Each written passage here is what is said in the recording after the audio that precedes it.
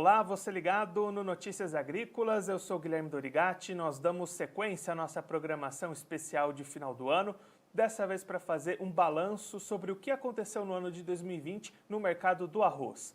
Quem vai conversar com a gente sobre esse assunto é o Alexandre Velho, ele que é presidente da Federarroz, já está aqui conosco por vídeo, então seja muito bem-vindo, Alexandre, é um prazer tê-lo aqui no Notícias Agrícolas. Prazer é meu, Guilherme, em falar contigo mais uma vez com os teus telespectadores. Alexandre, vamos começar a nossa retrospectiva lá no começo de 2020, falando da safra 19/20 de arroz. Como é que foi o desenvolvimento dessa safra? O produtor teve dificuldades no decorrer da safra nesse ano, né? Sim, Guilherme, nós tivemos alguns problemas no início da safra, mas podemos dizer que a safra 19/20 foi uma safra considerada boa em termos de produtividade no estado do Rio Grande do Sul, e um ano marcado por uma mudança de patamar muito grande aí no preço do arroz, no preço tanto ao produtor como também um pouco menos ao consumidor. Mas, na verdade, uma conjuntura mundial e também em função da pandemia proporcionou aí um aumento do consumo do mercado interno, e também nós temos aí um aumento este ano da exportação de arroz em função do câmbio que se manteve aí em patamares elevados, um câmbio acima de R$ 5, e trouxe aí bastante competitividade para o arroz brasileiro. Também este câmbio elevado trouxe uma paridade mais alta de preços com relação ao Mercosul. Então, alguns países do Mercosul, como o Paraguai, que abastece tradicionalmente, manda o seu arroz para o mercado brasileiro, ele acabou procurando outros mercados em função desta paridade mais alta e de uma certa dificuldade aí de exportar ao mercado brasileiro, acabou buscando outros mercados, diminuindo também a oferta no mercado do nosso país.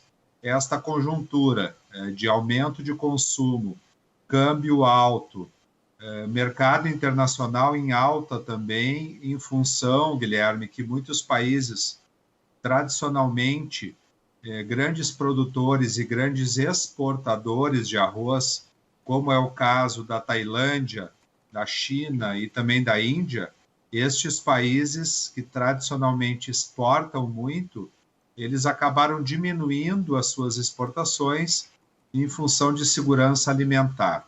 Então, esta conjuntura, aliada também a uma diminuição de área no Rio Grande do Sul, que representa o Rio Grande do Sul 70% da produção nacional. Essa diminuição de área dos últimos 5 anos acabou, então, também favorecendo uma mudança de preços aí, tanto ao produtor como também ao consumidor.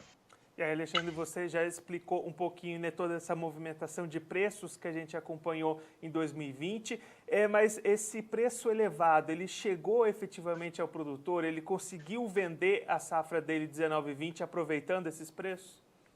A tua pergunta é muito pertinente, porque o produtor, na verdade, Guilherme, neste ano, ele arrancou lá na safra, no mês de fevereiro, março e abril, vendendo arroz a R$ 45.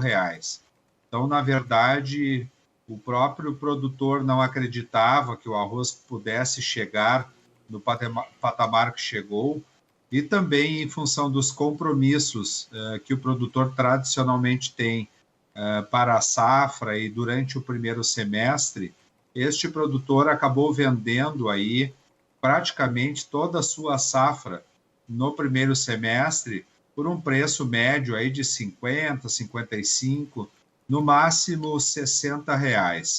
Quando o arroz no segundo semestre partiu para outros patamares, 70, 80, e bateu em R$ 110, somente 20% dos produtores ainda tinham produto em estoque. Este foi um fator que também influenciou nesta mudança de preço. Então, a gente deixa muito claro sempre que um pequeno número de produtores teve acesso a este preço e, em função disso, vendeu, em função dos compromissos que eu citei do primeiro semestre e durante a colheita, até pelo sistema que nós temos hoje de financiamento no Estado, somente 20% a 30% dos produtores têm acesso ao crédito oficial e, consequentemente, eles têm mais prazo de pagamento. Os outros 70%, o vencimento dos financiamentos é na colheita, é no curto prazo, e, em função disso, o produtor, este ano de 2020, ele não teve uma média muito alta na venda do seu arroz em função dos fatores que eu acabei de citar. E aí, Alexandre, esse patamar elevado de preços, você acredita que ele pode ter mudado o patamar de preços do arroz daqui para frente? A gente deve agora trabalhar nesses níveis ou a gente pode voltar àqueles preços baixos antes ali do começo do ano? Não, certamente, Guilherme, nós manteremos este patamar ou valores muito próximos dele. Isso se deve ao tamanho da área agora para a próxima safra, que está terminando de ser plantada no Rio Grande do Sul. Esta área, para o ano 2021, deve ficar muito parecida com a área 19-20, em torno de 930 mil hectares aqui no estado, e isso aliado a um ajuste muito grande na oferta e demanda no mercado interno, em função também do aumento do consumo, o aumento da exportação, que nós deveremos fechar o ano de 2020 com uma exportação aproximada de 1.700.000 toneladas, e estes fatores nos fazem entrar na safra praticamente zerados de estoque, e isso nos faz projetar preços médios para o ano de 2021, muito parecidos com os que nós trabalhamos neste ano de 2020. E aí, Alexandre, durante esse período, quando os preços do arroz estavam batendo lá os seus picos, muito se falou, criou-se até um medo de falta de arroz, de desabastecimento do mercado. A gente chegou perto de ter esse problema de desabastecimento ou realmente foi uma questão levantada, mas que não condizia com a realidade? Não, Guilherme, a tua pergunta é muito boa, porque o que acabou acontecendo foi que existia uma certa desconfiança aí aos números de estoque que a Conab estava anunciando. Então, o governo acabou mexendo, inclusive, na TEC, na tarifa externa comum, que é o percentual que as indústrias têm que pagar aí na importação de arroz, que é de 10% para países fora do Mercosul, é de 10% para o arroz em casca e é de 12% para o arroz beneficiado. O governo acabou mexendo na TEC para trazer este arroz até final de dezembro. Ele tem que ser internalizado até final de dezembro para ser isento, então, desta tarifa. Isto foi mais uma garantia de abastecimento ao mercado interno, mas nós enxergamos que não era necessário, em função que nós temos produto suficiente para chegar na próxima safra, e agora já no mês de janeiro já está entrando aí a safra do Mercosul, Paraguai já está colhendo a partir do final do mês, agora de dezembro, e intensifica esta colheita no mês de janeiro, e também Santa Catarina começa no mês de janeiro, e fevereiro já entra aí a safra gaúcha, que responde por mais de 70% da produção nacional. Então, nós não temos nenhuma dúvida que nós temos arroz suficiente para chegar até a safra. E aí, Alexandre, nesse cenário que a gente comentou, dos preços elevados, dessa expectativa de manutenção desse patamar alto para o ano que vem, por que as áreas cultivadas com arroz nessa safra 2021 não cresceram para essa safra, especialmente no estado do Rio Grande do Sul? A explicação é simples, Guilherme. Nós temos uma conjuntura de problemas estruturais não resolvidos ainda na lavoura de arroz. O produtor de arroz vem ao longo dos últimos 4 anos, tendo, na verdade, prejuízo em plantar arroz, vendendo arroz por menos de R$ 50, e o custo hoje da lavoura de arroz é altíssimo, ele passa tranquilamente de R$ 50 a saca, e o produtor vem se endividando, vem saindo da atividade, vem trocando esta atividade no estado pela soja e também pela pecuária. A soja está valendo bastante, a pecuária também melhorou muito o seu patamar de valor, e o produtor de arroz vem saindo da atividade, vem diminuindo a sua área com esta cultura. Então, nós temos, na verdade, uma estabilidade agora, neste ano, com relação à área, mas estes problemas de endividamento não resolvidos, eles impactam o acesso ao crédito, consequentemente, está cada vez mais limitado. Poucos produtores, somente 2 ou 3 de cada 10 produtores têm acesso atualmente ao crédito oficial, e isso acaba onerando a atividade ainda mais em função de juros aí superiores que o produtor tem que pagar para tomar crédito com fornecedores de insumos ou com a própria indústria, que também financia uma grande parte da lavoura de arroz gaúcha. Todos esses fatores fizeram que, mesmo com esses preços, o produtor esteja ainda um pouco cético com relação à atividade e não vai se aventurar em plantar uma área muito maior que essa, em função da exigência que nós temos de uma alta produtividade, uma produtividade de pelo menos 170 sacos por hectare limpo e seco, no caso do arroz, para, a partir deste patamar, começar a ter algum lucro com a atividade. Então, isso realmente dá uma freada aí na área gaúcha. E aí, com essa manutenção dos preços mais elevados, o produtor começando a ter lucratividade na sua safra, a gente já começa a vislumbrar num curto ou até num médio prazo uma possibilidade de aumento de áreas, Alexandre? Eu penso que sim, eu penso que no médio prazo nós teremos aí uma recuperação da área. O Rio Grande do Sul já plantou, Guilherme, 1.200.000 hectares e atualmente tem 930 mil. Então, essa é uma diferença de 270 mil hectares a menos no estado ao longo dos últimos 5 anos. Mas eu penso que também, com a melhora dos patamares de preço ao produtor, com a melhora da exportação, que na verdade regula, né, este nosso mercado interno, e a busca de novos destinos aí para o arroz gaúcho e brasileiro, estes fatores podem nos levar aí uma recuperação da área a médio prazo. Um outro ponto que é importante a gente comentar um pouquinho mais, Alexandre, é a questão da pandemia. A gente falou dessa questão aí em alguma outra resposta, mas queria aprofundar um pouquinho melhor. Como é que essa questão da pandemia, o isolamento social, afetou o mercado de arroz aqui no Brasil? As pessoas no Brasil, elas mudaram as suas atitudes com relação à alimentação.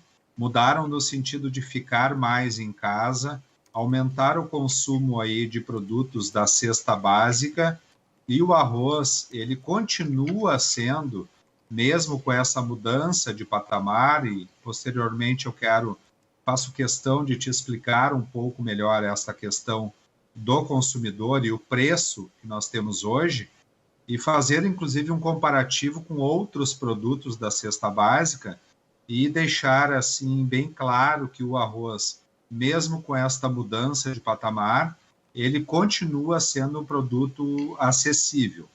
A prova disso é que o arroz passou, em média, de 3 a 13,50 anteriormente, para 4 a 4,50 o quilo. Então, uma família, Guilherme, de 4 pessoas, acaba gastando, no máximo, um valor em torno de R$ 25, R$ 28 por mês com arroz, consumindo arroz todos os dias da semana. O consumidor não se dá conta o quanto custa um refrigerante, não baixa de R$ 6 o refrigerante, o quanto custa outro alimento, um chocolate, que tu paga R$ 8 a R$ 10 uma barra de chocolate, muitas vezes tu não olha o preço de uma batatinha Ruffles, que custa próximo de R$ 10 por 200 gramas, e tu considera que o 4 quilos de R$ 4, 1 quilo de arroz é caro. É muito barato, 1 quilo de arroz alimenta uma pessoa por mais de 10 dias, comendo praticamente todos os dias, porque nós temos um consumo aí de aproximadamente 100 a 150 gramas por refeição. Então, se eu calcular o preço do arroz dentro do prato tradicional do brasileiro, que seria o arroz, feijão, a salada e uma proteína, o arroz é o produto mais barato, ele é mais barato que a alface, e ele custa, em média, 15 centavos por refeição.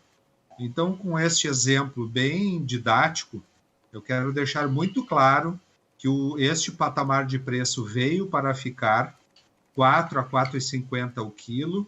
É claro que nós temos alguns tipos de arroz das marcas mais famosas, custando 5, 5,50, até R$ 6, mas isso não representa mais do que 2% do mercado.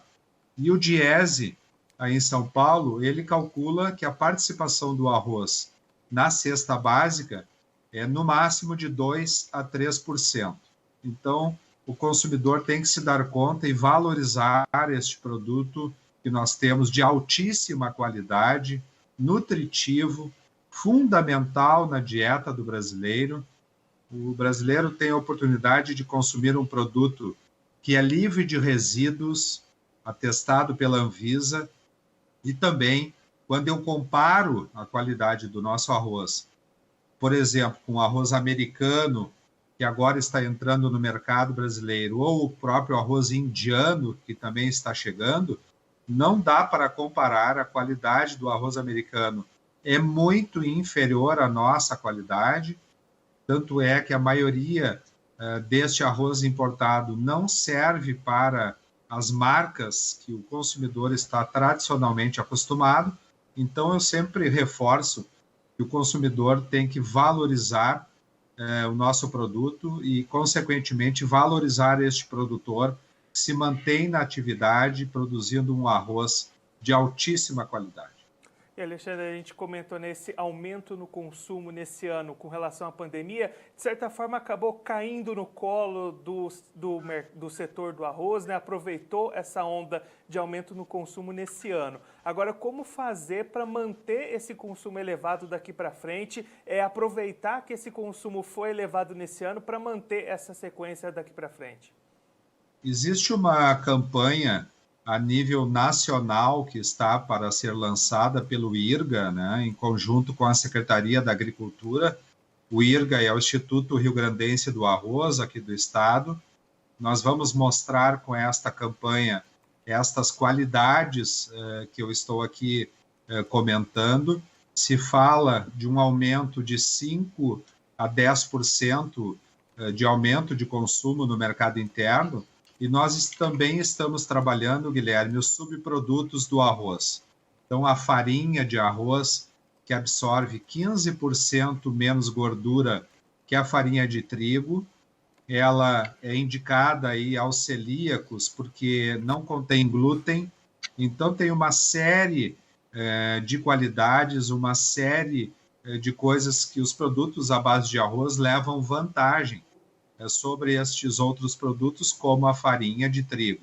A farinha de trigo, nós importamos 6 a 7 milhões de toneladas por ano. O Brasil atualmente produz muito pouco trigo pelo tamanho do nosso mercado, e nós pretendemos ocupar parte deste mercado com os produtos aí oriundos do arroz, como biscoitos, massas, a própria farinha que eu comentei, enfim, incrementar com outros produtos o aumento deste produto de altíssima qualidade que nós temos.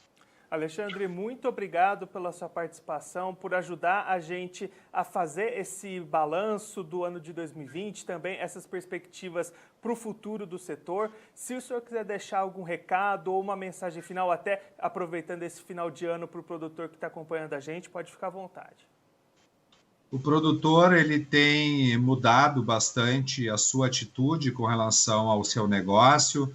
Nós estamos falando muito em gestão, em atualização dos custos de produção. Este mesmo câmbio, Guilherme, que favoreceu a exportação do arroz, ele trouxe um impacto nos fertilizantes e também nos agroquímicos. Então, o momento é de muita cautela. Eu tenho dito aos produtores que atualizem os seus custos, que revejam os níveis aí de investimento, muito cuidado com os investimentos. Nós temos que pensar em preços médios e não em preços top do ano. Então, o recado é de continuar buscando um sistema de produção onde, junto com o arroz, a gente tenha um pouco de soja, um pouco de pecuária. A pecuária cada vez mais tem uma participação muito importante no sistema de produção do arroz, e a próxima abertura da colheita, que já está definida para os dias 9, 10 e 11 de fevereiro, na sede da Embrapa, em Pelotas, aonde eu me encontro hoje, ela tem o título que se chama Os Novos Rumos do Sistema de Produção.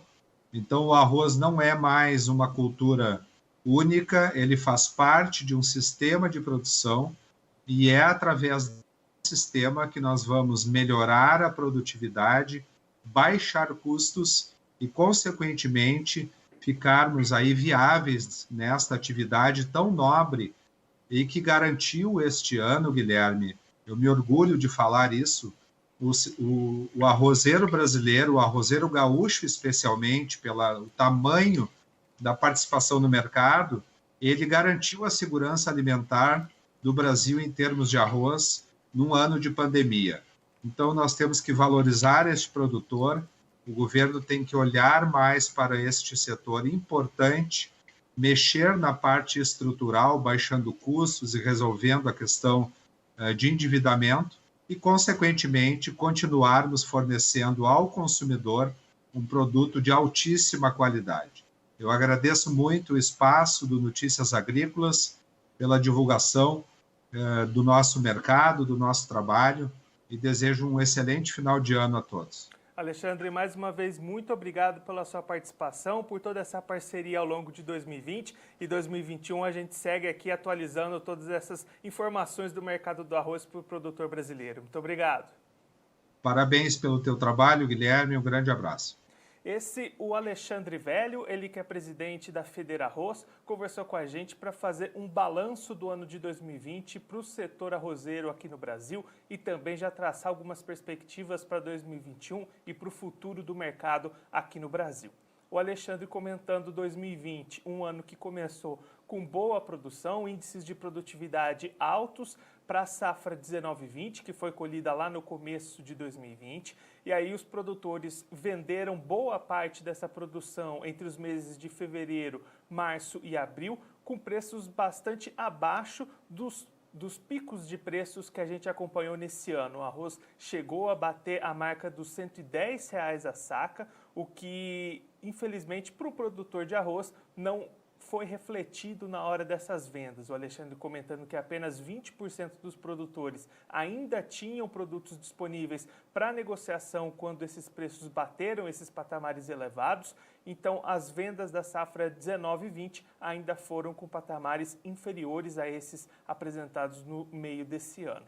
Para a próxima safra, 2021, aí sim a expectativa é que o produtor consiga vender essa produção com níveis de preços mais satisfatórios. O Alexandre comentando que na visão dele, na visão da Federarroz, esse é um novo patamar de preços para o arroz, esse aumento veio para ficar. Então o produtor deve, a partir de agora, começar a ganhar um pouco mais nas vendas da sua safra. O Alexandre destacando que o produtor de arroz brasileiro vem aí de 5 anos acumulando prejuízos, acumulando vendas abaixo do custo de produção, o que desestimulou bastante o produtor, inclusive reduziu bastante a área cultivada. Só no Rio Grande do Sul foram mais de 200 mil hectares perdidos com arroz de 5 anos atrás até esse momento. A expectativa da entidade é de que daqui para frente, com esse patamar novo de preços, o produtor conseguindo lucrar mais com a sua produção, essa tendência de área cultivada deva retornar e deva aumentar novamente essas áreas,